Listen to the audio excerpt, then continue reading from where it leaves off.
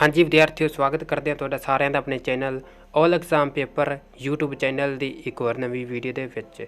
ਤਾਂ ਵਿਦਿਆਰਥੀਓ, ਅੱਜ ਦੀ ਵੀਡੀਓ 'ਚ ਲੈ ਕੇ ਆ ਚੁੱਕੇ ਜਮਾਤ 7ਵੀਂ ਵਾਲਿਆਂ ਦੇ ਲਈ ਗਣਿਤ ਵਿਸ਼ੇ ਦਾ ਪੇਪਰ, ਜੋ ਕਿ ਤੁਹਾਡਾ ਨਵੰਬਰ-ਦਸੰਬਰ 2023 ਦੇ ਵਿੱਚ ਹੋਣ ਵਾਲਾ ਹੈ। 20 ਨੰਬਰ ਦਾ ਪੇਪਰ ਹੈ, 40 ਮਿੰਟ ਦਾ ਸਮਾਂ ਮਿਲੇਗਾ ਪੇਪਰ ਨੂੰ ਸੋਲਵ ਕਰਨ ਦੇ ਲਈ। ਤੇ ਇਸ ਵਾਲੇ ਪੇਪਰ ਨੂੰ ਤੁਸੀਂ ਪੂਰਾ ਹੀ ਰਿਵੀਜ਼ਨ, ਇਸ ਪੇਪਰ ਦੀ ਪੂਰੀ ਤਿਆਰੀ ਕਰ ਲਓ, ਕਿਉਂਕਿ ਆਉਣ ਵਾਲੇ ਪੇਪਰਾਂ ਦੇ ਵਿੱਚ ਵੀ ਇਸ ਦੇ ਵਿੱਚ ਵੀ ਪੇਪਰ ਬਹੁਤ ਸਾਰਾ आ जाएगा जी। और बाकी इस पेपर का PDF फाइल अपने टैलीग्राम चैनल पर मिल जाओगे जी। टैलीग्राम का लिंक तो डिस्क्रिप्शन बॉक्स दिता गया जी। प्रश्न पहले वस्तुनिष्ठ प्रश्न अनुभाग ऊड़े 8। तो पहला प्रश्न है, हेठा दित्तियां विचों किहड़ा सर्वसम्मता नियम नहीं है? ASA, SAS, SSS या फिर AAA। तो पहले का राइट उत्तर आ जाएगा जी डी ऑप्शन AAA। दूसरा प्रश्न है, एक पद वाले व्यंजक नूं की कहते हैं? एक पदी, दो पदी, तीन पदी या फिर इन्हां विचों कोई नहीं। तो इसका राइट आंसर आ जाएगा ए ऑप्शन एक पदी। एक पद वाले व्यंजक नूं एक पदी कहते हैं। तीसरा प्रश्न है, एक त्रिभुज के दो डैश हो सकते हैं। दो की हो सकते हैं? न्यून कोण, अधिक कोण, सम कोण या फिर कोई नहीं। तो इसका आ जाऊगा एक त्रिभुज के दो न्यून कोण हो सकते हैं। ए ऑप्शन इसका राइट हो जाऊगा। चौथा प्रश्न है, 5 स्क्वायर ब्रैकेट बंद दी पावर 3 बराबर है, ये किसके बराबर हो जाएगा? ये हो जाएगा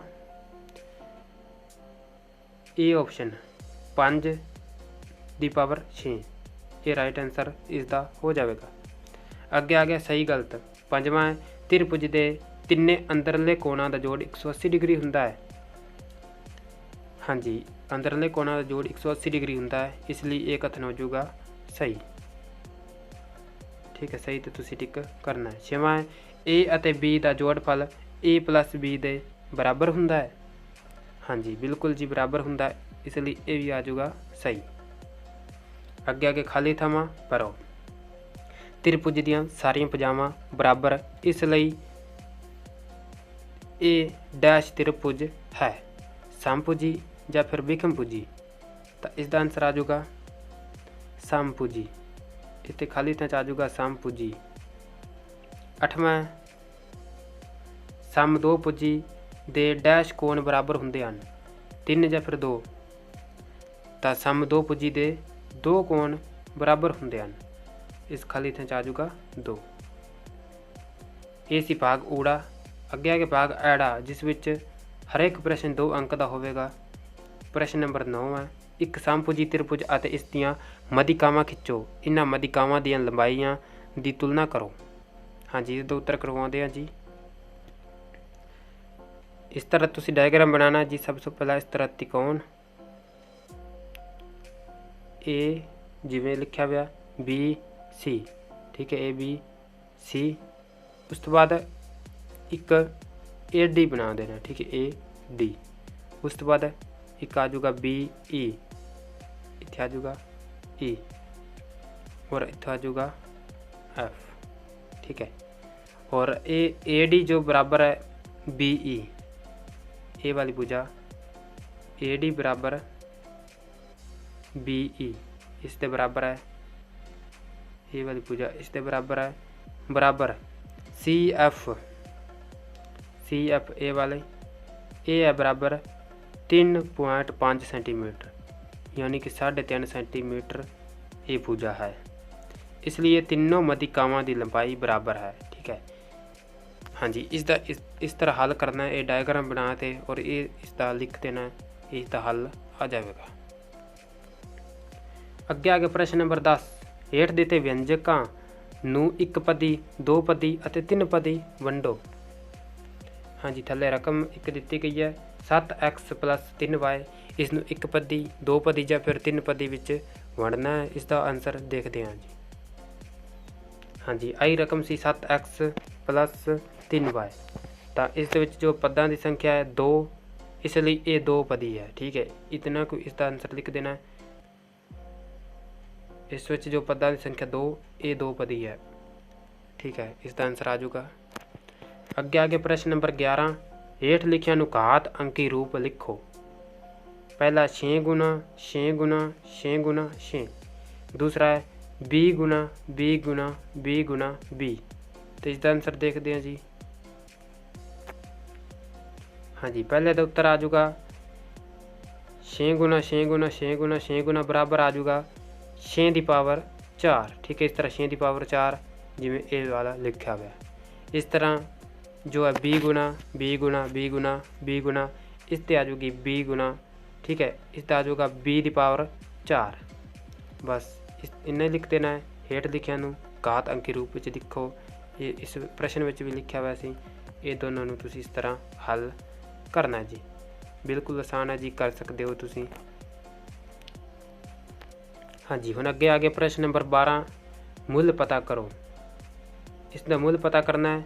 ब्रैकेट विच -6 की पावर 4। तो इसका मुल पता करते हैं। हाँ जी, ये इसका हल है जी -6।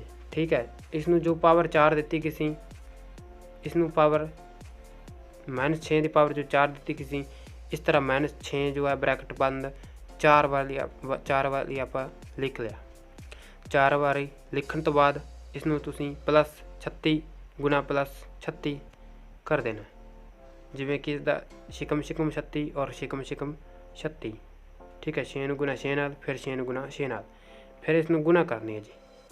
फिर 36 ने गुना करनी है। 36 ने गुना करन ते आ जाऊगा 1296। ठीक है, इसका आंसर आ जाऊगा 1296। हाँ जी, ये भी क्वेश्चन आसान सी, तुसीं कर सकते हो जी। हाँ जी विद्यार्थियों, ये सी सारे 2 नंबर वाले प्रश्न। हुण अगे भाग एडी, जिस दे विच 4 अंक वाले प्रश्न आ गए। नोट भी दिता गया, हरेक प्रश्न 4 अंक का होगा। प्रश्न नंबर 13, आयत का खेत्रफल 580 वर्ग सेंटीमीटर है। इसकी लंबाई 29 सेंटीमीटर है। इसकी चौड़ाई और परिमाप पता करो। ਜਾਂ फिर तुसीं ये वाला क्वेश्चन कर सकते हो। एक तार के आकार दी है, इसकी लंबाई 48 सेंटीमीटर है और चौड़ाई 32 सेंटीमीटर है। जेकर इस तार नूं दोबारा वर्ग के रूप में मोड़िया जाए, हरेक भुजा का माप की होगा। ये भी पता करो कि किस आकार का खेत्रफल वधदा है तो कितना। हाँ जी, दोनों के उत्तर करवाते हैं, क्योंकि ये 4-4 नंबर के प्रश्न हैं। दोनों के उत्तर करवाते हैं। तुसीं दोनों ही बिल्कुल चंगे तरीके नाल दोनों की तैयारी कर लेनी है। तुसीं इन्हां दोनों च कोई भी एक प्रश्न करना जी। हुण इसका हल करवाते हैं। हाँ जी, सब तो पहला हल चैक कर सकते हो। आयत का खेत्रफल कितना है? 580 वर्ग सेंटीमीटर। इसका हल है जी, हल लिखना जी तुसीं। आयत का खेत्रफल 580 वर्ग सेंटीमीटर, लंबाई इसकी 29 सेंटीमीटर विच दी गई है। आयत की चौड़ाई, खेत्रफल बटा लंबाई इकाई। ठीक है, खेत्रफल कितना 580, लंबाई कितनी है 29 सेंटीमीटर। इसनूं बटा कर देंगे तो आ जाऊगा 20 सेंटीमीटर इसका आंसर। आयत का परिमाप 2 गुना लंबाई प्लस चौड़ाई सेंटीमीटर। ठीक है, 2 गुना लंबाई कितनी है 29, चौड़ाई आप पता कर ली 20 आ जाऊगी ब्रैकेट बंद सेंटीमीटर। 2 गुना ये प्लस किया तो आ जाऊगा 49 सेंटीमीटर। हुण 49 गुना कर लिया आप 2 नाल तो आ जाऊगा 98 सेंटीमीटर। तो हाँ जी, इसका आंसर आ जाऊगा 98 सेंटीमीटर। हाँ जी, जहाँ पा के जो प्रश्न सी एक तार वाला, इसका तुसीं पहला डायग्राम इस तरह बनाना जी। ए वाला 48 सेंटीमीटर, ठीक है, लंबाई 48 सेंटीमीटर और चौड़ाई जो है 32 सेंटीमीटर, जिसमें ऊंचाई भी कह देंगे। ठीक है, आयत की लंबाई चेक कर सकते हो 48 सेंटीमीटर तो चौड़ाई 32 सेंटीमीटर। आयत का जो परिमाप आ जाऊगा 2 गुना लंबाई प्लस चौड़ाई इकाई। ठीक है, फार्मूला जी 2 गुना लंबाई कितनी है 48, चौड़ाई कितनी है 32 सेंटीमीटर। ठीक है, लंबाई प्लस चौड़ाई में आप प्लस कर देंगे, 2 गुना इसमें प्लस किया 48 32 आ जाऊगा 80, 2 गुना 80। हुण 80 ने गुना आप 2 ने कर देंगे तो आ जाऊगा 160 सेंटीमीटर। हाँ जी, ये भी चेक कर सकते हो 48 प्लस 32 इत्थे 80 लिखा हुआ, क्योंकि हुण इसे तार नाल वर्ग बनाया गया है। इसलिए आयत अते वर्ग का परिमाप समान होणगे।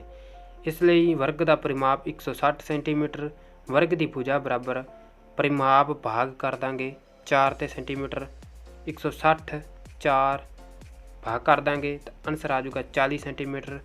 हुण आयत का खेत्रफल लंबाई गुना चौड़ाई वर्ग इकाई, लंबाई 48 है, चौड़ाई 32 है वर्ग सेंटीमीटर, तो इसनूं 48 गुना 32 कर देंगे, आंसर आ जाऊगा 1536 वर्ग सेंटीमीटर।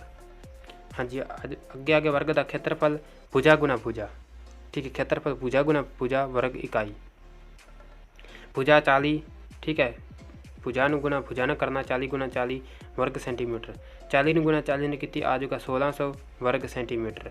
वर्ग का खेत्रफल वध है, जिन्ना खेत्रफल ज़्यादा 1600 वर्ग सेंटीमीटर 1536 सेंटीमीटर, ठीक है, इसका आंसर आ जाऊगा 64 वर्ग सेंटीमीटर। हाँ जी, ये दोनों ही सौखे सी, कोई भी इन्होंने दोनों तुसीं तैयारी कर सकते हो। वैसे दोनों की तैयारी कर लो क्योंकि 4 नंबर के इंपोर्टेंट क्वेश्चन हैं। विद्यार्थियों, उम्मीद करता तुसीं सारा पेपर वेख लिया होगा, और अगे किस सबजैक्ट का पेपर चाहिए तुसीं कमेंट करके दस सकते हो जी।